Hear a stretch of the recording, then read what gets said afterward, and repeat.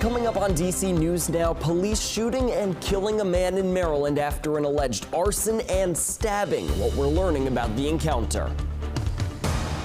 And days after returning from El Salvador, a Maryland senator continuing his plea for the return of a mistakenly deported man. We have an update on the case. Plus, we're stretching your dollar with a look at how you can save on grocery essentials, including those eggs. And as you step outside tomorrow morning, getting ready for work and school, I'll have your out-the-door forecast for you. That's all coming up in just a few moments. And speaking of eggs, it is Easter Sunday after all. We'll show you the sights and sounds from celebrations across the DC area. You're watching the station covering all of the DMV. This is DC News Now. Good evening, and thank you so much for joining us for DC News Now at 9 on this Easter Sunday. I'm Max Marcilla. Ben Dennis has the weekend off. We begin tonight with the investigation into a deadly shooting in National Harbor. Prince George's County Police shooting a man after investigators say the man threatened officers. DC News Now's Dave Laval tells us the shooting was just part of a violent day by the suspect. We still don't know the name of the person shot and killed by Prince George's County Police on this National Harbor street.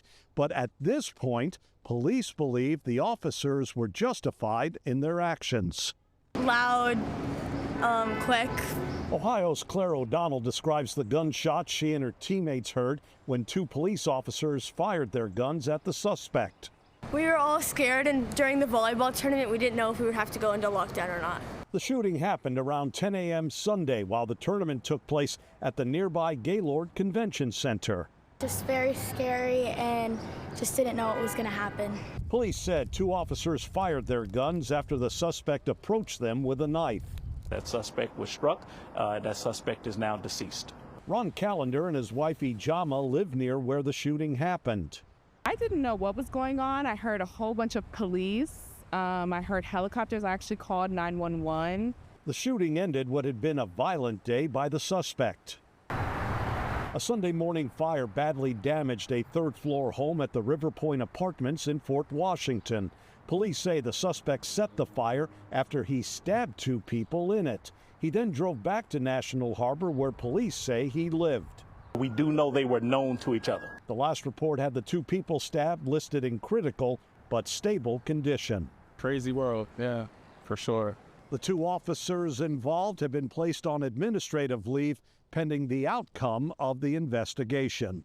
In National Harbor, Maryland, Dave Laval, DC News Now. All right, Dave, thanks for that update. Meanwhile, new tonight, a teen is in the hospital after a shooting in Southeast tonight. The shooting happening a little after 5:40 p.m. at the intersection of 53rd and C Street near Central Avenue in Southeast. Officers finding the teenage boy suffering from a gunshot wound. He was conscious and breathing. He was brought to a hospital nearby. His condition right now is unknown. Over in Prince George's County, 6 adults, a child, and 3 dogs have lost their home after a house fire in the county. Firefighters say the 2-story townhouse fire you see on your screen here happened around 3:30 this afternoon in District Heights. Flames were shown from all floors in the middle of the row townhouse. 1 firefighter was brought to the hospital for an evaluation. And tonight we're also following a shooting in Southwest DC that happened early this morning that sent a man to the hospital. Officers responding to that one just after midnight overnight at the intersection of 1st and P Street Southwest. That's near Potomac Avenue. Their officers found a man shot. He was conscious and breathing and again brought to a nearby hospital. His condition is also unknown. Meanwhile, out in Hagerstown, an overnight severe thunderstorm leaving this damage to see this morning. Those thunderstorms having high winds that took out power lines, down trees. Hurricane force winds were also reported during the storm. They were reported at the airport as going up to 75 miles an hour. That happening around 10 o'clock in the evening. 24,000 Maryland customers, 30,000 West Virginia customers without power as reported by First Energy Corps, and crews have been working all day to bring the power back. And now is a good time to bring in meteorologist Scott Sumner. Scott, you were tracking those storms. They were very fast, very furious, but very quick out in western Maryland. How did that come to be? Well, we had a fast-moving little disturbance out ahead of the cold front that moved through earlier today and dropped south of the region, and that helped to spark. It didn't take a lot, but that's what sparked the disturbance last night. But right now, overcast sky, 67 degrees. We have, again, a pretty pleasant evening out there. Our satellite and radar view shows not much going on nearby, but waiting in the wings, we have a front here, this warm front that's going to lift north overnight tonight, going in towards your Monday. And yes, another round of storms is in the offing. Right now, they're going to be currently across the heartland of the nation, but these storms will be moving on in tomorrow night and going into early on Tuesday. And you can see these red boxes. Those are tornado watch boxes that have been posted for the storms out there. There's an enhanced risk of severe weather in that region of the country. Although for us, a quiet night tonight. Monday night, the showers and storms are possible. We'll talk about that with the Futurecast. Of course, then we have a dry and nice midweek period, and then we're going to be staying fairly mild throughout the entire week. There's no real major shift from where we were this weekend into anything less than maybe 10 or maybe 15 degrees slightly cooler than where we were staying, and we have been above normal for most of this weekend as well. So stick around for my 7-day forecast. I'll have all the details coming up.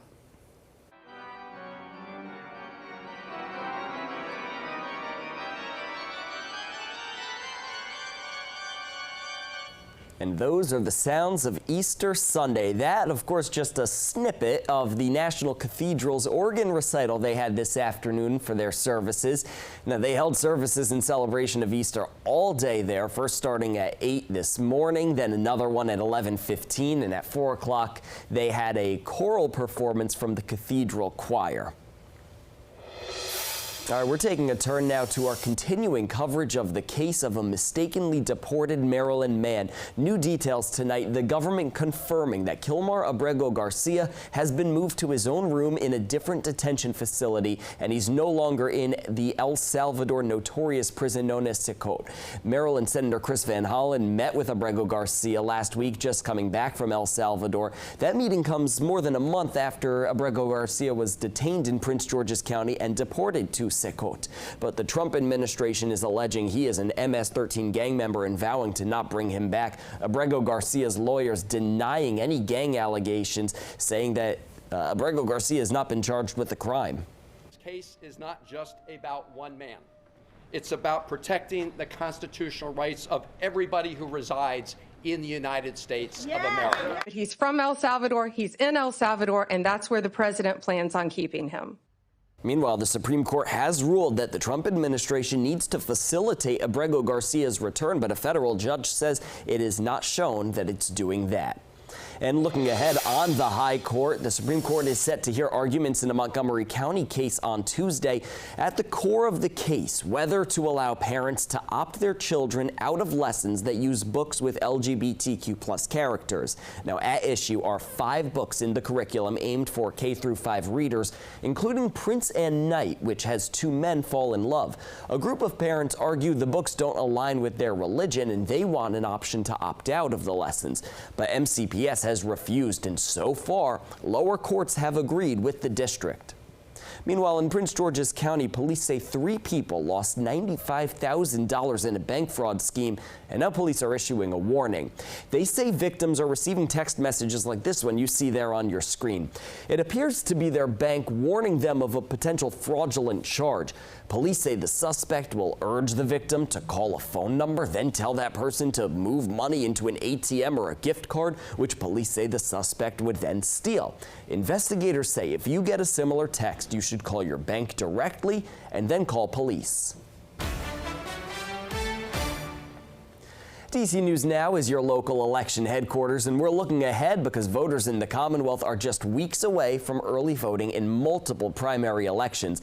On the Democratic side, there will be a primary for Lieutenant Governor and Attorney General. For the Republicans, just a Lieutenant Governor primary. Early voting beginning on May 2nd and Election Day on June 17th. And staying in Virginia, police are urging Governor Glenn Youngkin to veto a bill meant to regulate the use of automatic license plate readers. The Virginia Association of Chiefs of Police says it's not okay with limiting how long law enforcement can keep that data to just 21 days. Governor Youngkin proposed extending the limit to 30 days, but lawmakers rejected that. He actually preferred 60 days. That was what was requested by a number of chiefs around the state. 30 days was a compromise. There's just a number of situations in which there's delayed crime reporting that would allow a buffer to be able to use that data to successfully solve those cases. But that back and forth comes as some criminal justice reform groups say they'd prefer an even shorter retention period than 21 days. Governor Youngkin has until May 2nd to consider that bill. A Metrobus route in Northern Virginia is now closed, shutting down permanently this weekend. WMATA says this is for the 10A route. It's stopping service to the southbound bus stop on South Eads and 23rd Street South in Arlington. That's where they'll be putting in some road safety hardware. So starting today, you'll need to find an alternative southbound bus stop. And staying on the Metro, the blue and green lines will see construction work this summer.